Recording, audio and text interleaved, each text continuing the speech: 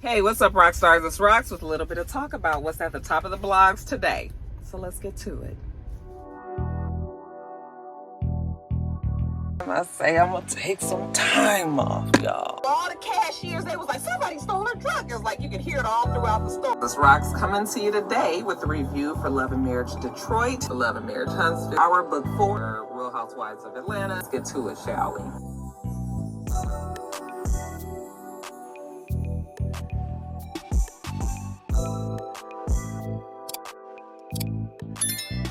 You guys, first story up, it looks like Kevin Hart has found himself being on the defensive end of a court case that might be coming your way. Okay, coming his way, I should say.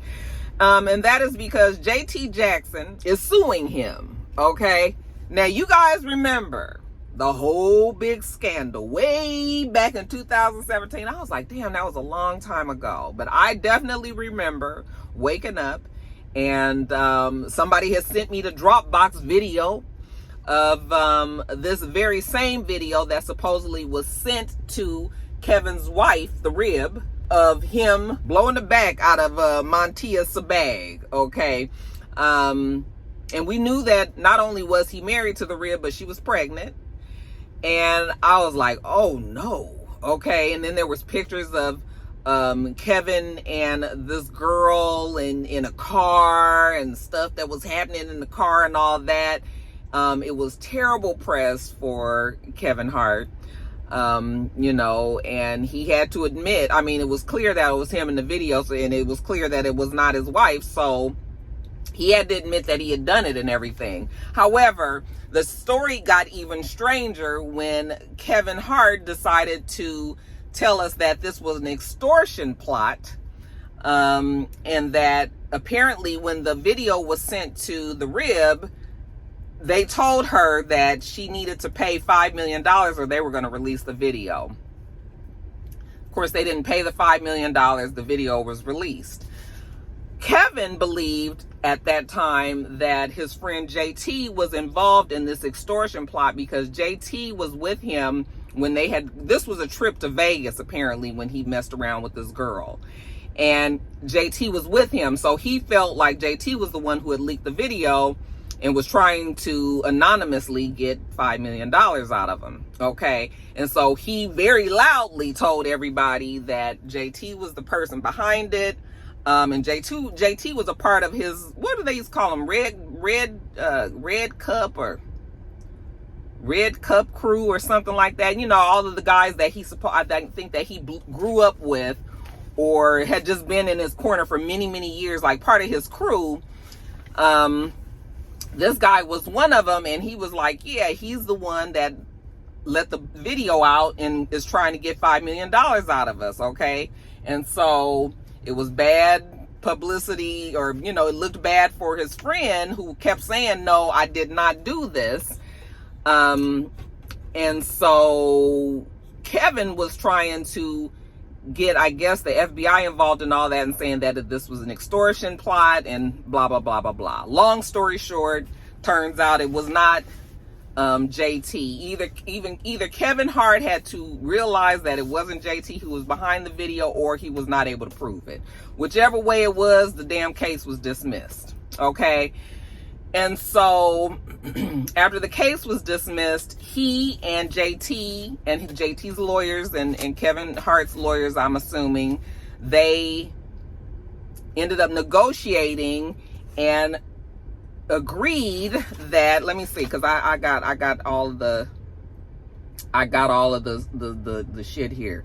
Back in 2021, he basically came onto Instagram and said that he was moving on from the whole thing, that he's happy, you know, that it's all over, and that he was moving on, okay? And that's pretty much all he said.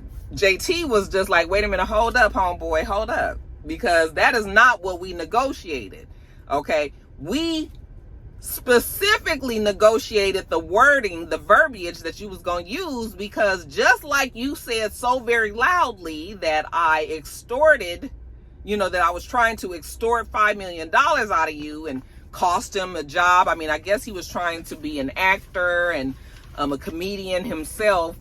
And the fact that Kevin Hart, who carries a lot of weight, you know, he is a heavy hitter in Hollywood, you know, the fact that Kevin Hart said all that about him, I'm sure nobody wants to work with this man no more, okay? Not giving him the chance. So he was just like, no, you need to tell everybody that, well, I'm gonna tell you what they agreed on. JT said they went over in great detail how Kevin Hart was supposed to publicly exonerate him. He was supposed to say the charges were dismissed and cleared Jackson of any involvement of an extortion plot, and that Kevin was the reason a valuable friendship was lost. He was supposed to say, I lost someone close to me that I loved and still have very much love for, or high levels of love for, and I'm proud to say that all charges against JT Jackson have been dropped and he is not guilty and had nothing to do with it. Okay, that's what they had negotiated. I was just like, JT was just like, nah, nigga, you gonna let these motherfuckers know you love me, okay? You love me. You was tripping. Instead, he said JT Jackson has been recently found not guilty, and those charges have been dropped against him, and I can finally speak on what I once couldn't, okay? He noted that their friendship was lost, but the statement was neutral. It's over, and I'm happy that it's over. That's what he said, okay? And JT was just like, nah, you ain't said nothing about no love and all. Okay, JT is petty, but I think that it is the principle of the thing. Like, no, you made it very difficult for me, and now you just kind of like, oh yeah, you know, I'm turning the page. That part of my life is over. And JT is like, no, you made my life very difficult. So he wanted him to say those words. Kevin could not or would not say those words, and so here we are now. JT is mad, and he is suing for $12 million, which seems to be a bit high.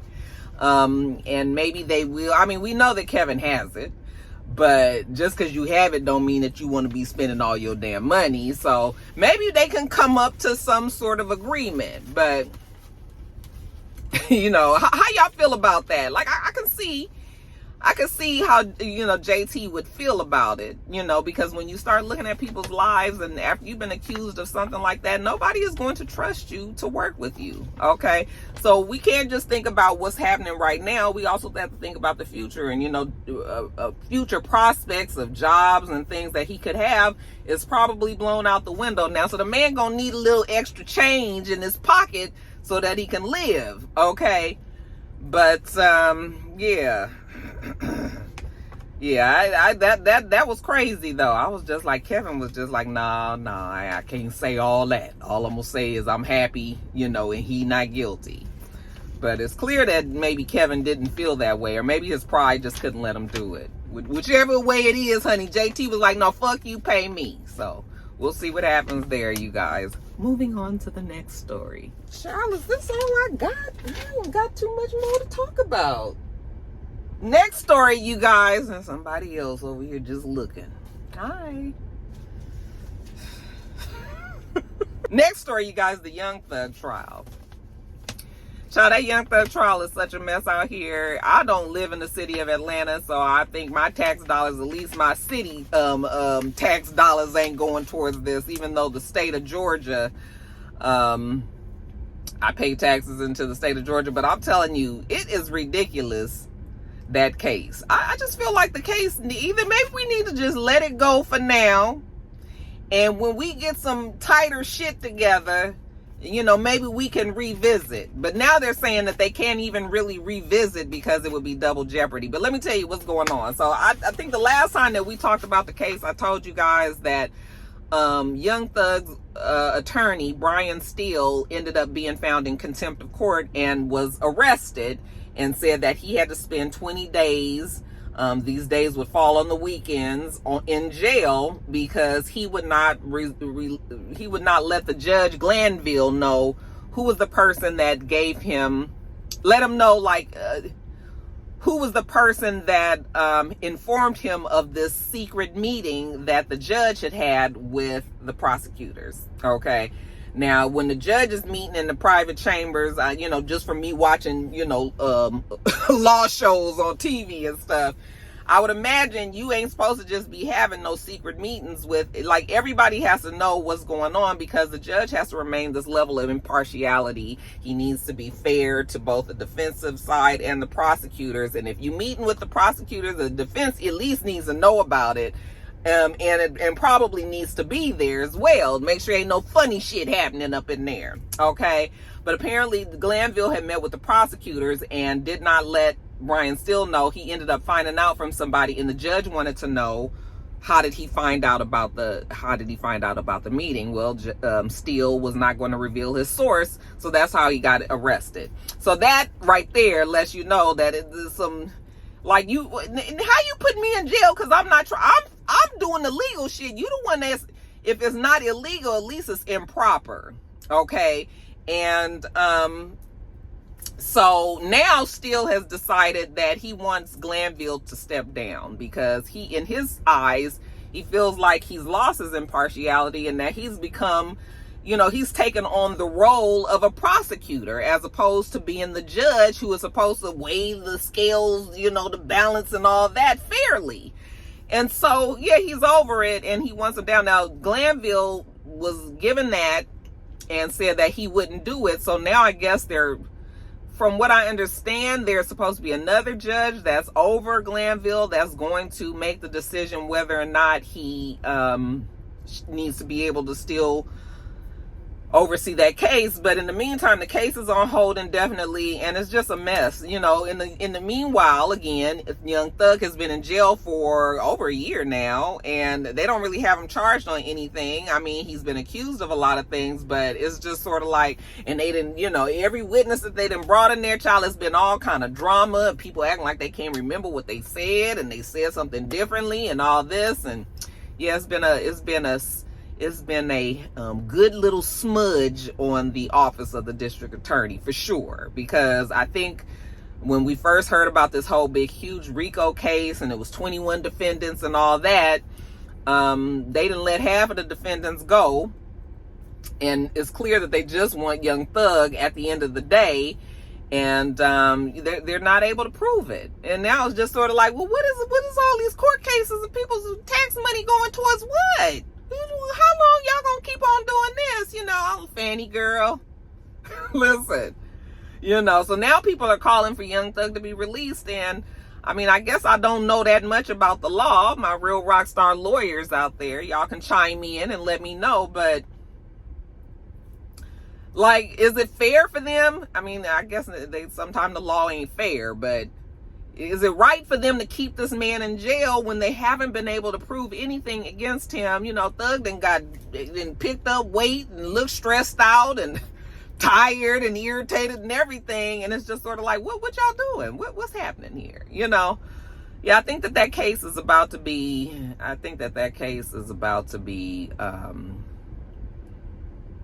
they might end up wrapping it up. But like I said, if they do, is it going to be double jeopardy? I think I saw a lawyer on Instagram saying something along those lines, and maybe that's why they don't want to let the case go, because they already know that they, can't do it again. Child, I don't know.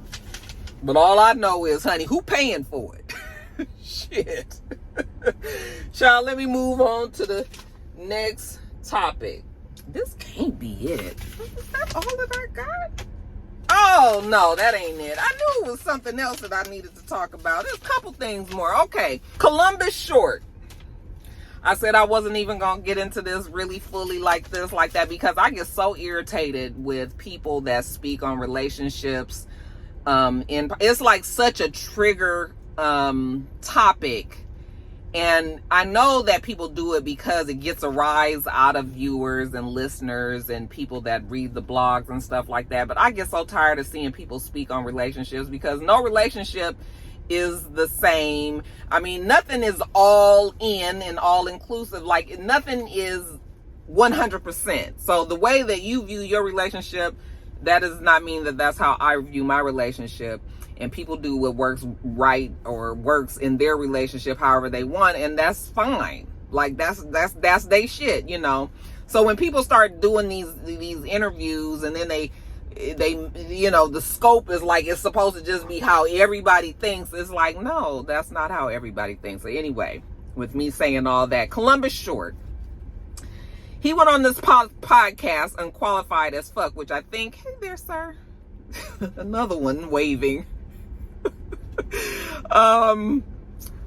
He went on this podcast, Unqualified as Fuck, or Unqualified AF, which I think is a Shade Room affiliated podcast. And he was discussing his experience with black women, and how, the reason why he now dates outside of his race. And in short,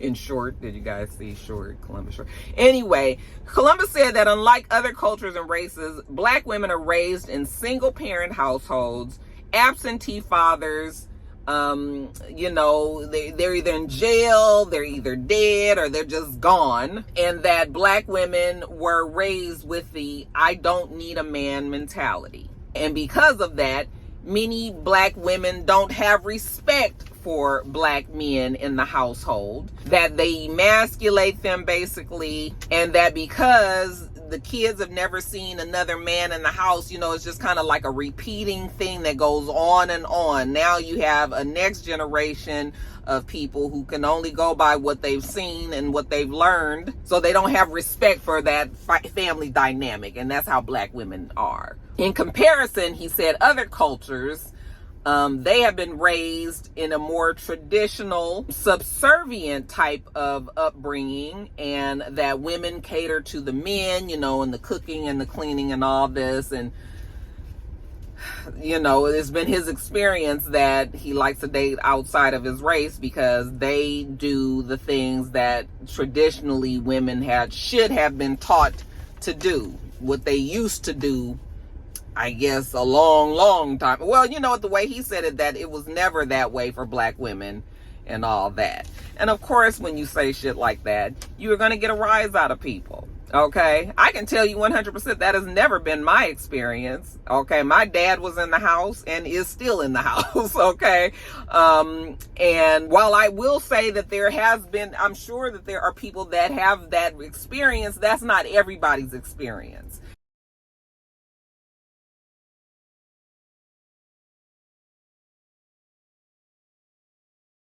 I'm tired of people continuing to do stuff like this.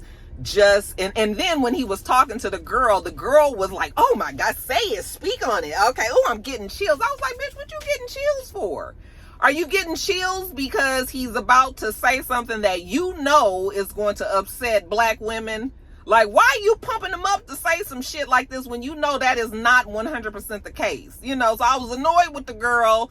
I was annoyed listening to him.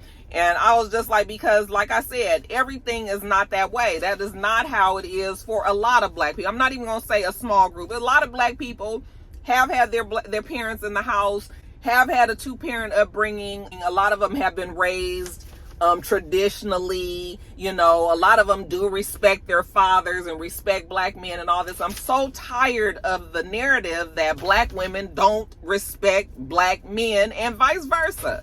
Okay, it's like it's a focus on trying to make us all be at war with each other all the time. If it's not black women against black men, then it's black people against white people, and it's this and it's that, and it's just like, I'm tired of the narrative because it's getting pushed, And of course, Columbus Short, now he's entitled to his opinion because maybe that's his experience and all. But I just hate that when people say shit like that.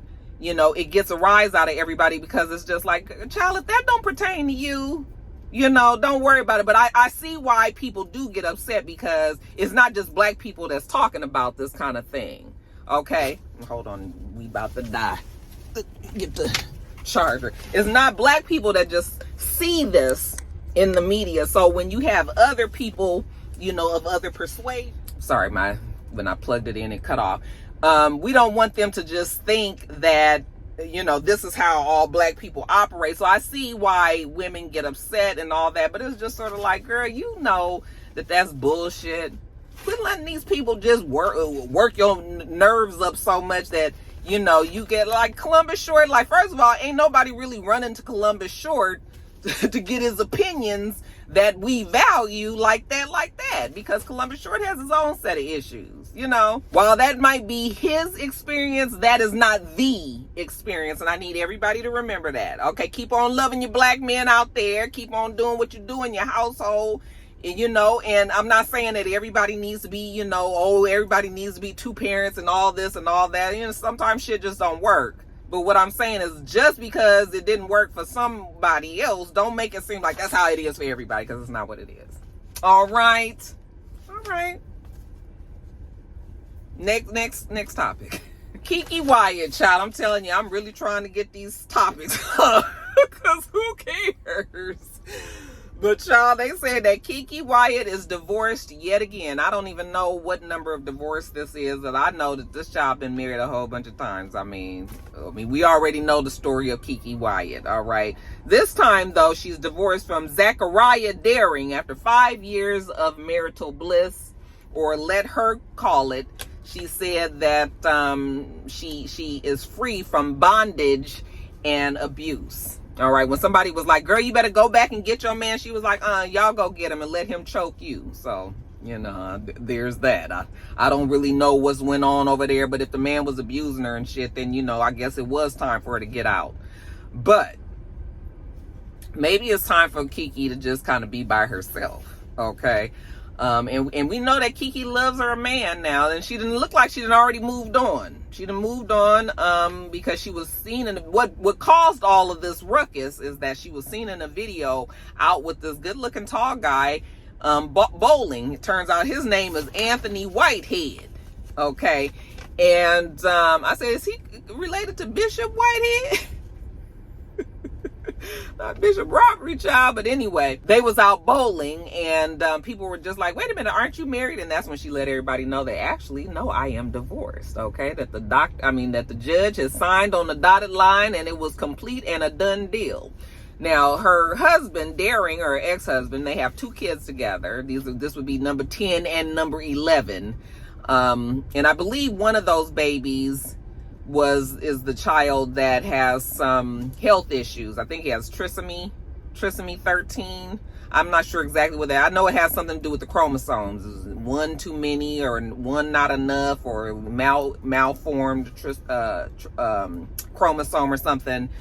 So that baby is in and out of the hospital, and so, you know, she also has to focus on that. But yeah, now she's divorced and it looks like she's moved on. But yeah, I was just like, girl, maybe it's time. Maybe we just need to make it just be about Kiki and her kids. I mean, half of her kids are grown, okay? Because Kiki ain't no spring chicken either. Now, I know Kiki ain't as old as I am, but she is, she ain't in her 20s or 30s, okay? She gotta be around in her 40s for sure, because they used to say that her and Beyonce, and they all around the same age. And I almost feel like Kiki might be even a little bit older than Beyonce. But anyway, y'all, all that to say, the girl is a free lady. And if you was interested, you know, does Kiki love her a man, child? So maybe you might be able to work that out. Okay. But yeah, if she was being abused, glad that she's out of that. Nobody deserves that. Okay. And next story. Child, this is it. Lastly, Misa Hilton, honey, she said that she has a book that's going to be coming soon and talking about her life. And I was just like, I mean, girl, I guess you got to strike while the iron is hot, right? We already know that she is Puffy's first baby mama. They were together back when, you know, they were in their teens / early 20s. And I mean, we have already got a few little stories about Misa, but I'm sure there's a whole lot more to say.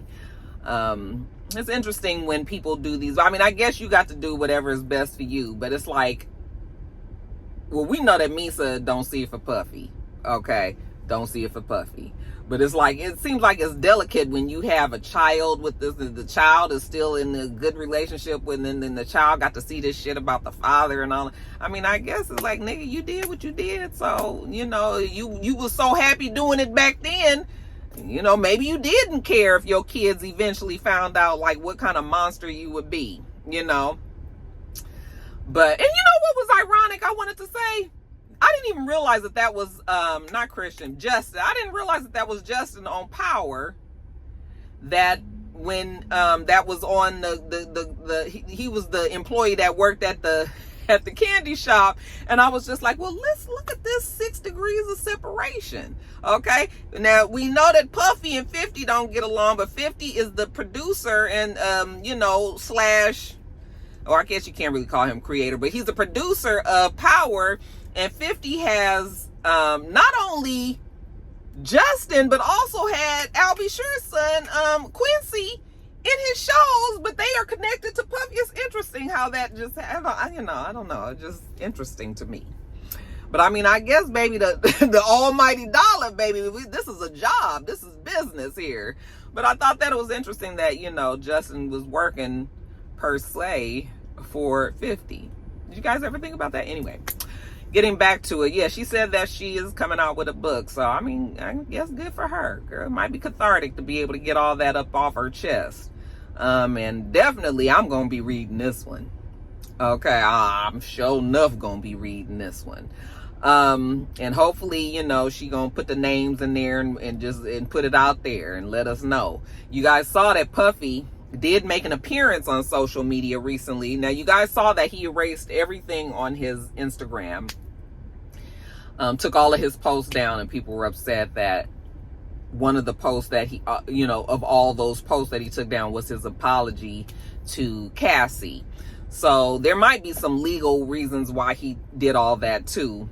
Okay, because we know that he was making it seem like he 100% felt like he was innocent and that everybody was just coming after him. But then when the video released, then that was the end of that, So he did take all his posts down.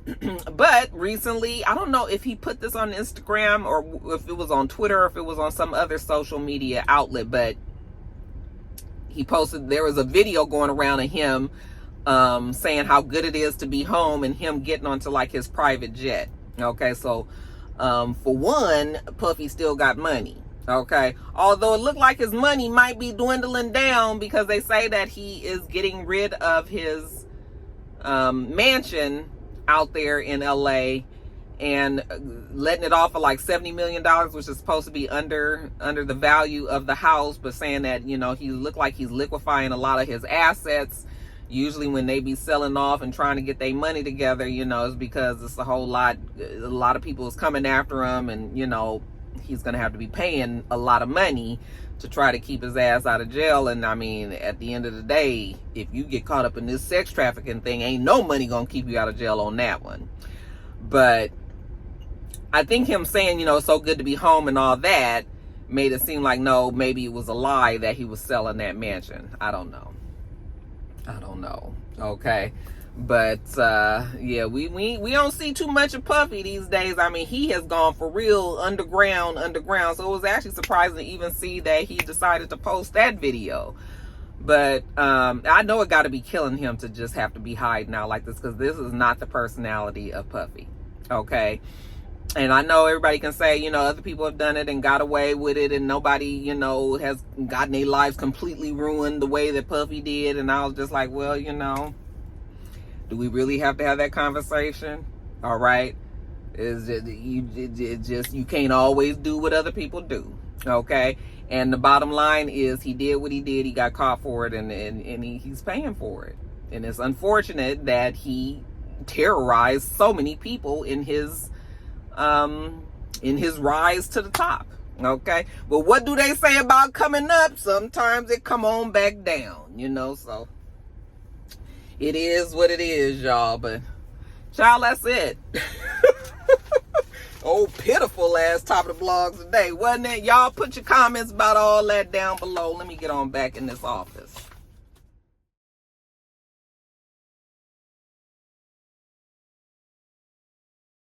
All right, you guys, we do this every single week, so make sure that you thumbs up the video, comment, and subscribe to the channel if you haven't already, and make sure you come back.